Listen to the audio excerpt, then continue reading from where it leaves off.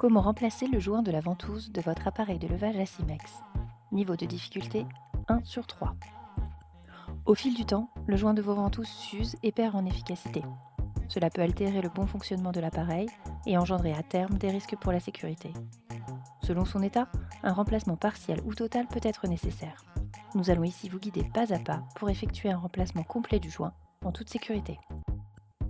Pour cette opération, vous aurez besoin d'une couronne de joint identique au joint à remplacer.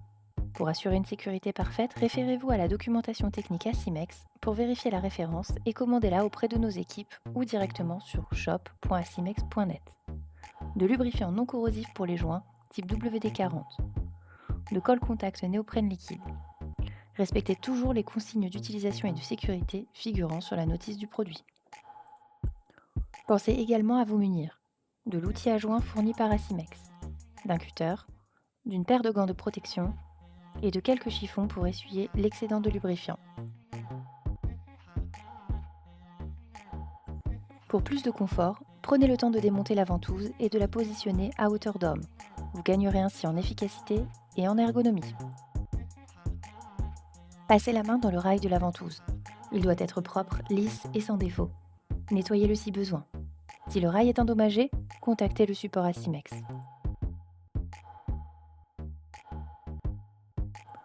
Déroulez le nouveau joint et positionnez-le grossièrement autour de la ventouse. Découpez-le en laissant une marge pour l'ajustement.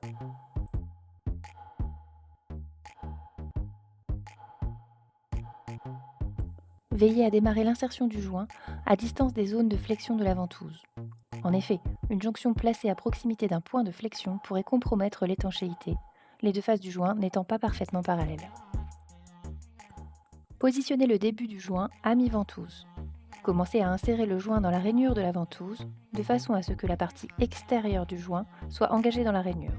Lubrifiez ensuite pour faciliter l'insertion. Commencez à utiliser l'outil à environ 10 cm du début du joint pour laisser le début du joint en dehors de la rainure. Pour faciliter l'insertion du joint, prenez l'outil Assimex à deux mains en positionnant vos index sur l'avant.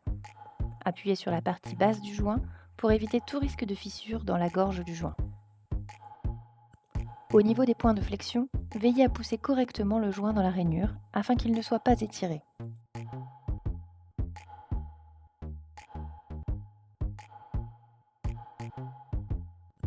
Vérifiez régulièrement que le joint est bien inséré sur le côté extérieur de la ventouse, notamment dans les angles.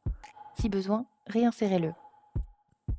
Avancez progressivement tout autour de la ventouse et arrêtez-vous environ 10 cm avant la fin. Essuyez l'excédent de lubrifiant. Il est maintenant temps de finaliser l'insertion de votre joint. Pour cela, recoupez le début du joint bien droit pour obtenir une surface nette. Positionnez la fin du joint par-dessus et découpez proprement en prenant 3 cm de marge environ.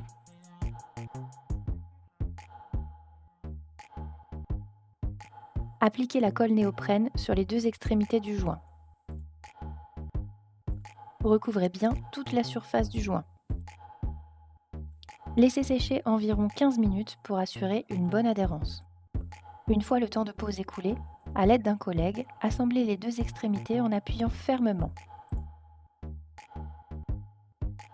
L'un maintient le joint pendant que l'autre l'insère dans la rainure comme fait précédemment, en terminant par l'endroit de la jonction.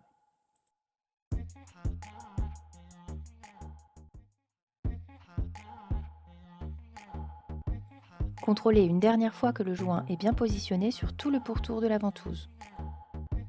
Vous pouvez maintenant remonter la ventouse et effectuer un test d'étanchéité. Si tout est en ordre, votre appareil est prêt à reprendre du service en toute sécurité.